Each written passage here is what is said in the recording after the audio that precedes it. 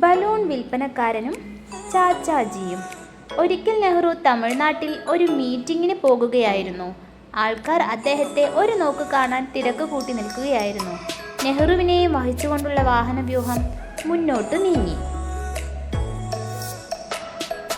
കുറെ മുന്നോട്ട് പോയപ്പോൾ കുഞ്ഞുങ്ങളുടെ ഒരു നിരയും അതിൻ്റെ പുറകിൽ ബഹുവർണ്ണങ്ങളിലുള്ള ബലൂണുകൾ വഹിച്ചുകൊണ്ടുള്ള ഒരു ബലൂൺ വിൽപ്പനക്കാരനെയും കണ്ടു. ബലൂണുകൾ മാത്രം ആകാശത്തുയർന്നു നിന്ന് അതിൻ്റെ ചരടുകൾ മാത്രം വിൽപ്പനക്കാരൻ്റെ കയ്യിലും ഭംഗിയുള്ള ഒരു കാഴ്ചയായിരുന്നു.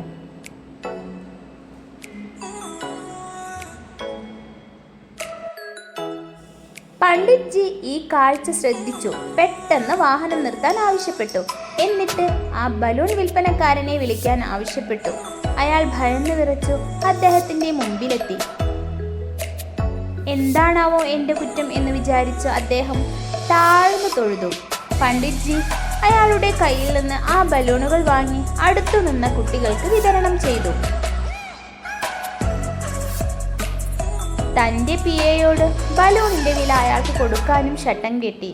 കിട്ടിയ ബലൂണുമായി തുള്ളിച്ചാടിയ ഒരു കൊച്ചു സുന്ദരിയെ ചാച്ചാജി പൊക്കി കയ്യിലെടുത്ത് സന്തോഷിപ്പിച്ചു. നിഷ്കളങ്കയായ അവരുടെ ചിരിയിൽ അദ്ദേഹവും കൂട്ടുചേർന്നു.